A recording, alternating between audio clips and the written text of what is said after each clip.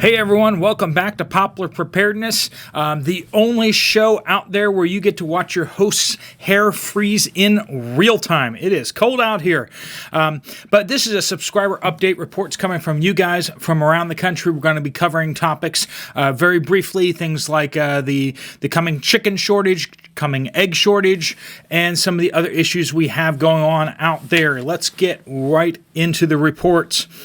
Anonymous Prepper. With the bird flu situation, it's a good time to get that poultry stocked up. Virginia and Kentucky added to the list. So if you haven't heard already, there was a positive test in the Indiana border area, and then there has now been a positive test both in Kentucky at a major, I don't want to call it a farm, but a chicken manufacturing plant, and then also in Virginia. This is where they just stuff the buildings full of birds. So what's probably going to happen is both those major production facilities are going to have to liquidate, as in euthanize all of their chickens. So that is an issue out there. Chicken is already in shortage mode, and last time we had bird flu come through our chickens in the United States and poultry, it was basically over a $3 billion loss to the industry. 40 to 50 million birds had to be euthanized. So if that happens again right now, when we're already having a hard time seeing chicken on our shelves, that's not going to be good news. So if you need chicken, canned chicken out there, I just saw today that Walmart still has the 12-pack canned chicken on their website, at least in my area. So that's still a very good bargain. Hoo-Poo in South Carolina, there's hardly any pop on the shelves. For the rest of us, that's, I believe, soda. Last time I was at Walmart, there was no Sam's Pop at all. Rico in Australia. I was at Aldi yesterday and was kind of surprised at the amount of pasta sitting on the shelf compared to everything else that wasn't that well stocked sitting around it. I picked up a bag and noticed the condition of the pasta was really bad. Every packet I picked up, no matter what it was, looked the same. The expiry date was fine, so I couldn't understand the condition of it. Bruce F. I can offer an explanation for the situation in Western Oregon. I'm a volunteer in Adventist Community Services disaster response. I have spoken personally with managers at several local Kroger and Walmart stores. They have told me the companies are shuffling product throughout the area. For example, one week a Salem Walmart will be out of canned fruit, but have a good stock of canned vegetables, while the Woodburn store will have a good supply of canned veggies, but be out of canned fruit. Then, in the dark of night, the two stores will reverse this, and Salem will have the veggies, and Woodburn will have all the fruit. They are doing this all over the state. This is designed to hide from the public how severe the food crisis truly is. A couple of Kroger managers told me that they are doing the same thing as Walmart. I have not been able to verify that, but I'll toss it out there. If any of you guys have any further information on that, please do share that. Share anything that you're seeing or anything that you know about shortages down in the comments section. Try to tag it with a location if you can, if possible. Candace, I was at my local grocery store here in Virginia, and there was a sign by the fresh chicken that said limit 2 packages per person. There was one large package left. Plenty of hamburger and sausage. So, like a tree in the forest, right? If there's one package, but there's a 2-package limit, can you buy a second pack? Tal N, also in Virginia, visited 5 major supermarket chains. 0 egg noodles, no substitutes, no anything. Eggs in cartons are extremely low and high prices. I use coupons. You and me both. Mommy on a budget says in Houston, Texas, stores in the city canned good are full stock, but they're low on most things. No chicken in Kroger. Other store have limit of 2 packs per household. No fettuccine pasta anywhere. No lactose-free milk at most stores, and it it is hard to, we need to put some S's in here, hard to find almond milk that is good more than a month. Rice is low and could only find noodle at Walmart and H-E-B. We have to start to shop at local small Asian, Hispanic, and African and Indian stores.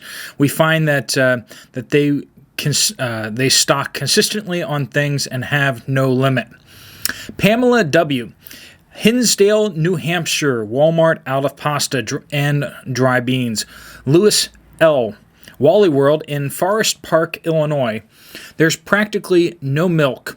Only a couple gallons of the 0%, but nothing else. Canning supplies are almost gone now. Was expecting to find 50% off chocolates from yesterday, from Valentine's Day, to stock up on, but all they had in the section were some red pencils and a couple pink and red teddy bears. Walked around the furniture section and the bathroom decor section looking for matching kids' sets. They used to have entire sets of matching bath rugs, toothbrush holders, soap dishes, and toilet seat covers, but now everything is in neutral colors. Nothing really available for toddlers in the houseware section. They do, however, have new bicycles with training wheels outside the garden center, but no sign of gardening items yet. There are a few half-dead succulents and spider plants near the east main entrance, though. Canned goods seemed well stocked, but the pasta section recently got hit hard. The chip aisle had a few gaps here and there, but nothing major. Cereals appeared to be fully stocked. In the baby formula section, there were some gaps. Lily B. in North Alabama. Our stores are still stocked pretty well, except for frozen potatoes and distilled water. Soda and snacks are running low. The produce was there, but some of it didn't look very good. But the prices, and in her words, arg. Mini Prepper says, there were no fresh chicken breasts or angel hair pasta at Sam's Club in College Station, Texas this weekend. There were plenty of other things, high prices, noticeable lack of specific varieties of certain brands like Ragu. At the end of this, we're going to give a little talk about the dented can situation. A lot of you guys are bringing that up, by the way. Kata Glow, we live in the middle of big poultry producing area. I know it's coming, speaking of the bird flu, and I dread it. Many of my friends have poultry operations. Glock Guy 19, Wyoming, no pasta. Walmarts have been slim. Barbara L, still no chicken in Little, that's the store, Little, New Jersey supermarket for months. Roxanne M., Nampa, Idaho. First time seeing no pasta in Walmart in Idaho. From Northwest Ohio. This goes hand in hand with storing food preps. My local Home Depot, all out of orange 5-gallon buckets for 2 days in a row. I've been looking for 5-gallon bucket lids recently. Haven't found them, and every time I look, I'm also seeing really low, if any buckets at all, at a number of the stores that I've been going to. So I'm seeing that in my area too. 5-gallon buckets seem to be disappearing. That's been an issue that's been ongoing, but it seems to be pretty severe right now. Roxy 06 says North Dallas-Fort Worth Walmart had limited quantities on cream cheese, sour cream, and dairy. Kroger was well stocked.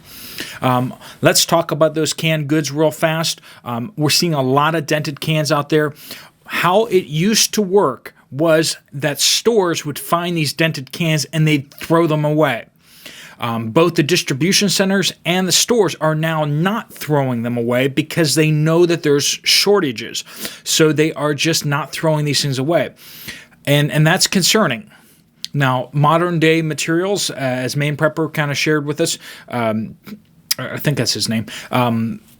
He's in the comment section a good bit. He was talking about, and it's true that modern day cans don't have quite as many issues with the dents, but other folks have chimed in too that the pressure change in the can itself can cause problems, as well as it can expose certain parts of the can to liquid so that it can start rusting as well as the fact if the seal is broken on it in any way, especially these modern pop-top cans.